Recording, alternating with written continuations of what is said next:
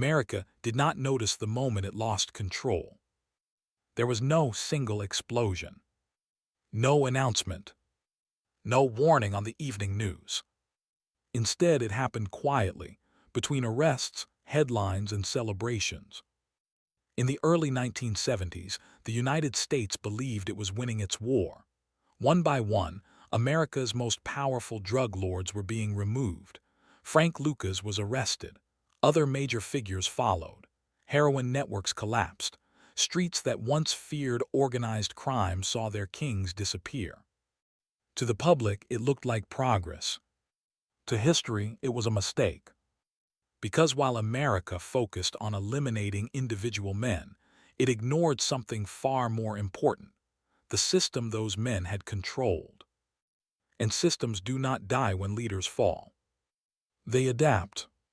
Before we dive into this story, let us know where you are watching from.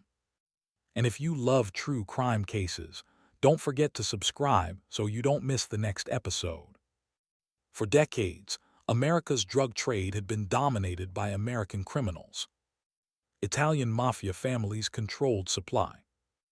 Black and Latino organizations controlled neighborhoods. Power was local, territory mattered, violence stayed mostly contained. Frank Lucas represented the peak of that era. He had proven that an American drug lord could outsmart tradition, bypass the mafia, and control an entire city through logistics instead of bloodshed. His arrest symbolized the end of something larger, the belief that American criminals would always control American drugs. After Lucas fell, something strange happened. No American drug lord rose to replace him. Not on the same scale. Not with the same reach. Not with the same control. Instead, the market fractured. The war on drugs was designed to remove kingpins. And it succeeded. Frank Lucas was removed. Others were imprisoned or killed. Distribution networks were shattered. But the war never addressed demand. Addiction did not disappear. Consumers did not stop buying. Profit did not vanish. What disappeared was centralized American control. The drug trade did not collapse. It drifted. And in that drift, a gap formed, a gap too large for American criminals to fill. As American drug lords fell, production remained untouched. Heroin still existed. Cocaine production increased. Foreign suppliers continued operating. But now, there was no dominant American figure controlling distribution. This imbalance changed everything. For the first time, producers, not distributors, held real power.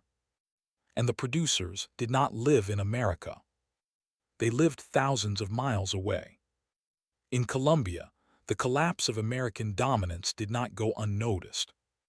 Young traffickers studied American mistakes. They saw how Frank Lucas built power and how quickly it vanished once the state focused its attention. One man, in particular, understood the lesson better than anyone else. He did not see America's war on drugs as a threat. He saw it as an invitation. If American drug lords could be removed so easily, then the next empire would not be American. It would be international. It would be decentralized. And it would be willing to confront governments directly. At this stage, his name meant nothing to the world. But soon, it would replace every American drug lord that came before him. His name was Pablo Escobar. Frank Lucas was not just another American drug lord. He was the last one who truly controlled the system. Before him, power in the American drug trade followed tradition. The Italian mafia dominated supply. Street gangs fought over territory. Violence decided who stayed and who disappeared. Lucas broke that pattern. He understood something most criminals never did. Power did not come from fear alone. It came from control, control of sources, routes, and information. That understanding made him dangerous. Frank Lucas did not take Harlem by force. He took it by replacement. Instead of challenging the mafia head-on, he made them unnecessary. Using connections tied to the Vietnam War, Lucas built a direct pipeline to heroin producers in Southeast Asia. The product was purer, cheaper, and more reliable than anything the mafia could provide. Dealers were not threatened. They were convinced.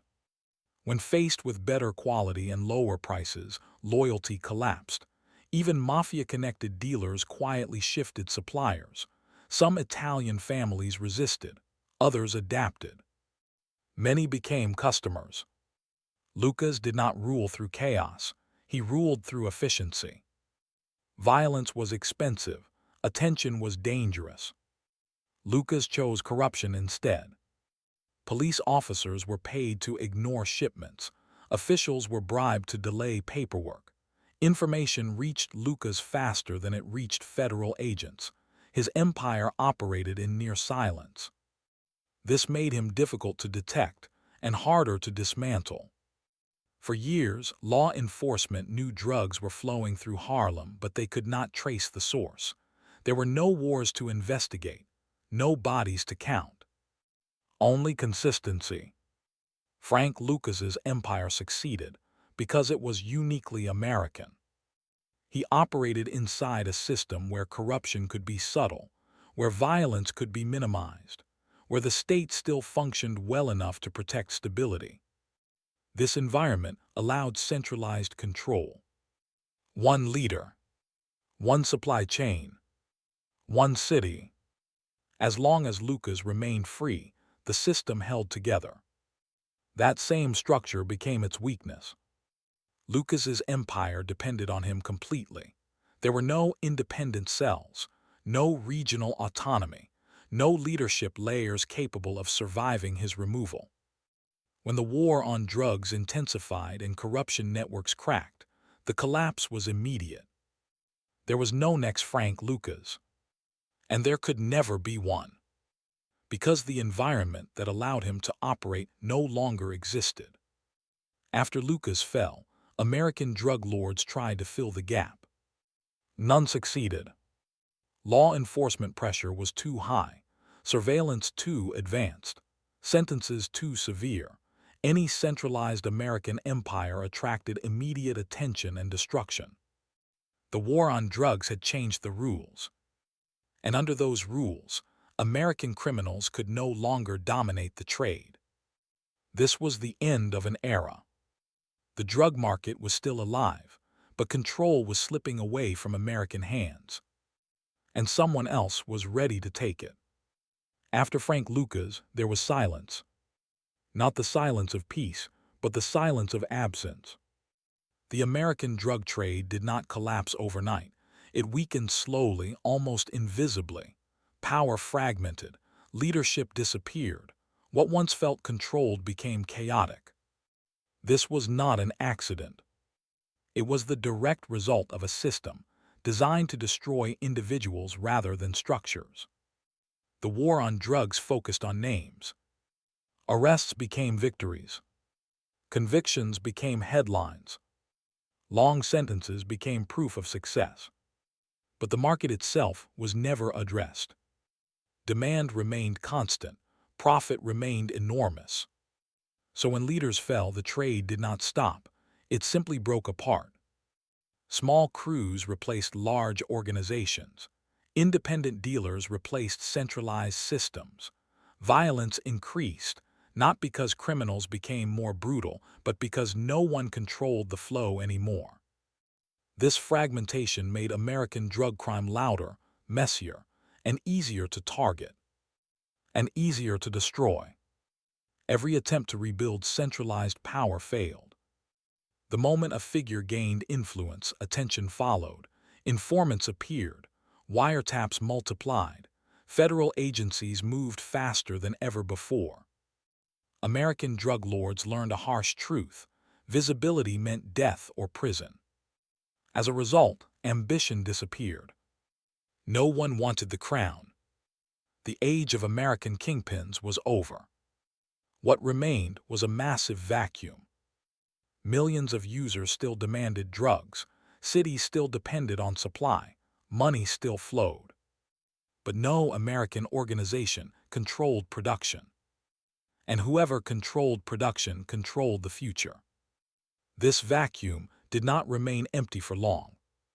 While American gangs fought for street corners, foreign producers watched from a distance. They did not care about American territory. They did not need American approval. They controlled the source. Cocaine production in Colombia expanded rapidly. Processing methods improved. Transport routes diversified. For the first time, suppliers realized something crucial. They no longer needed American intermediaries. They could move the product themselves. This realization changed the global drug trade forever. American criminals had always operated defensively, reacting to law enforcement, adapting to pressure, hiding within the system. The next generation of traffickers would think differently. They would operate offensively. They would confront states, not avoid them. They would accept violence as a tool of policy. They would build empires designed to survive leadership loss. This mindset did not come from Harlem or New York. It came from Colombia. Among the young traffickers observing America's collapse was one man with exceptional clarity. He studied Frank Lucas not as a hero, but as a lesson. Centralization was powerful. Dependence was fatal. Corruption worked until it didn't. This man planned an empire with no single point of failure. An empire that could survive arrests, assassinations, and even war. He did not plan to replace Frank Lucas. He planned to replace all American drug lords. His name was Pablo Escobar. Pablo Escobar did not inherit power. He engineered it. While American drug lords fought to survive under pressure, Escobar built his empire outside the system entirely. He was not limited by American laws, American courts, or American prisons. That distance gave him freedom, and he used it ruthlessly.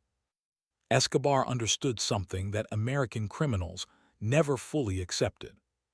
The drug trade was no longer local. It was global. Control did not come from owning neighborhoods. It came from owning supply, transportation, and distribution simultaneously. Whoever controlled those three elements controlled everything else. Escobar focused on production first. Cocaine labs expanded deep in Colombian jungles. Processing became industrial. Quality was standardized. Costs were lowered. Supply became unlimited. This was not a crime. It was manufacturing. American drug lords had always depended on intermediaries. Italian families, Caribbean smugglers, Mexican couriers. Escobar removed them all. He moved cocaine directly from Colombia to American streets. Planes, boats, hidden compartments, routes multiplied faster than law enforcement could track. By cutting out middlemen, Escobar did something no American had ever achieved. He controlled both supply and profit. Prices dropped, availability exploded, demand surged. And the empire grew. Frank Lucas avoided violence to stay invisible. Escobar used violence to become untouchable. Judges were assassinated. Police chiefs were executed. Politicians were targeted openly. This was not chaos. It was policy. Escobar understood that fear worked faster than corruption. When bribery failed, intimidation succeeded. When intimidation failed, terror followed. The message was clear: resistance would be fatal. Unlike American drug organizations, Escobar did not centralize everything around himself. Cells operated independently, routes overlapped, leaders were replaceable. Arrests did not stop shipments. Deaths did not stop production. Raids did not stop profits. The system survived because it was designed to survive. This was the opposite of the Frank Lucas model. And that difference changed everything. American law enforcement was trained to target individuals. Escobar presented a system. There was no single city to control, no single organization to dismantle, no single leader whose removal would end the trade. Even when Escobar became the most wanted man in the world, cocaine continued flowing. The empire was larger than the man. By the mid-1980s, the transition was undeniable. American drug lords no longer set prices. American gangs no longer controlled supply. American cities became endpoints, not command centers. Power had crossed borders. Frank Lucas represented the last American blueprint. Pablo Escobar represented the future. Every criminal empire eventually reaches a moment of choice. Hide or confront. Frank Lucas chose to hide. Pablo Escobar chose to confront. That decision changed history.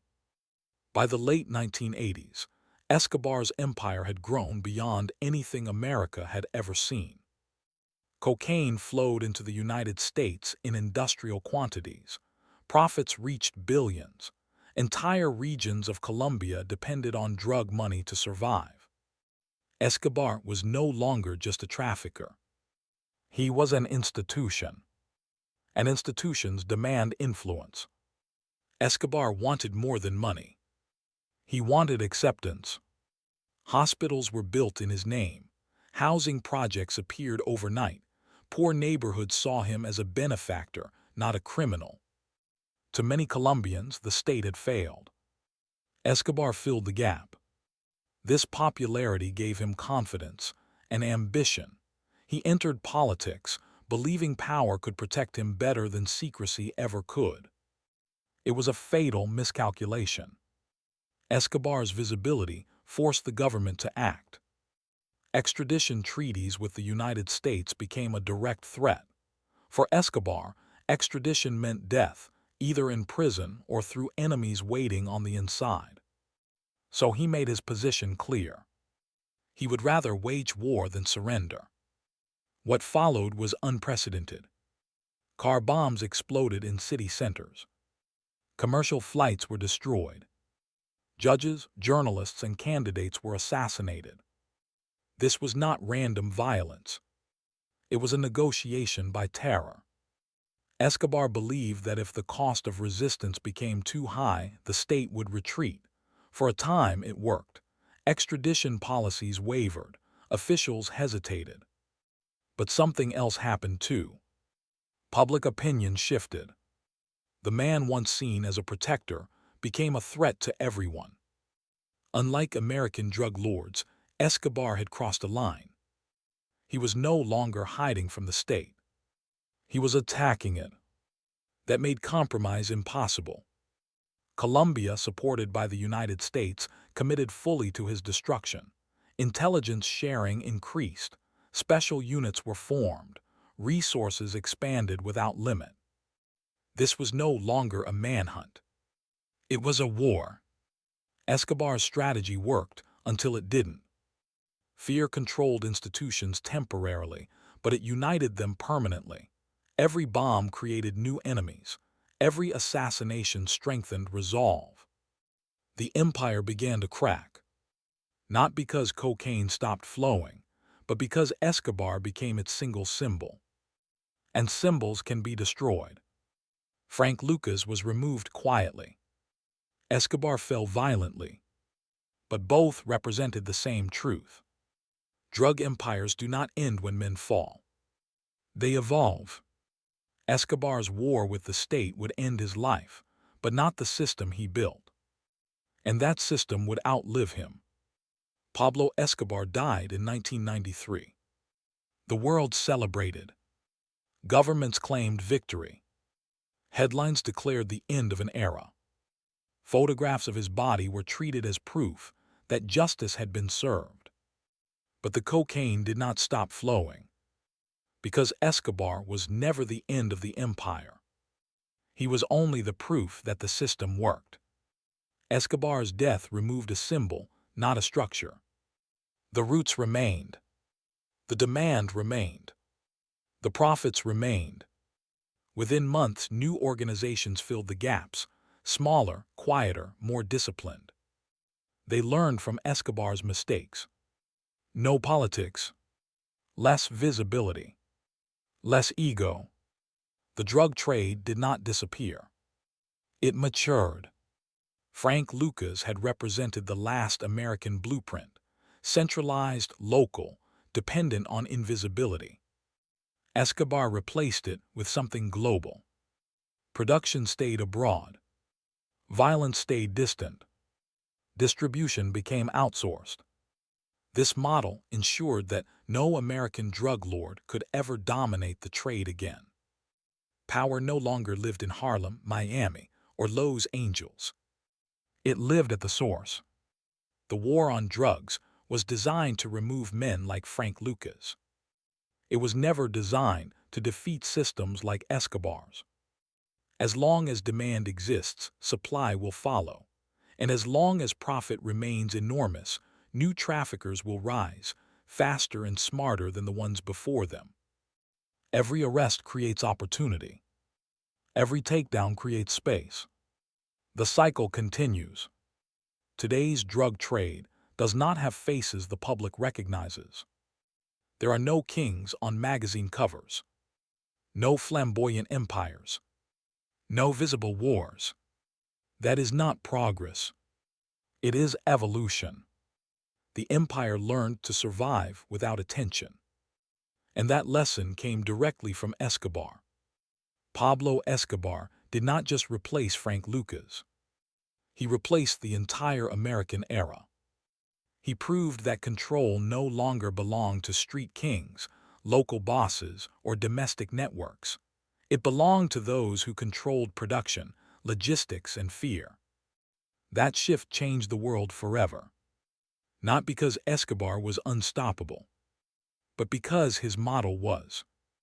Frank Lucas showed America how powerful one man could become inside the system. Pablo Escobar showed the world how powerful crime could become outside it. Between them lies the moment everything changed. And it has never changed back.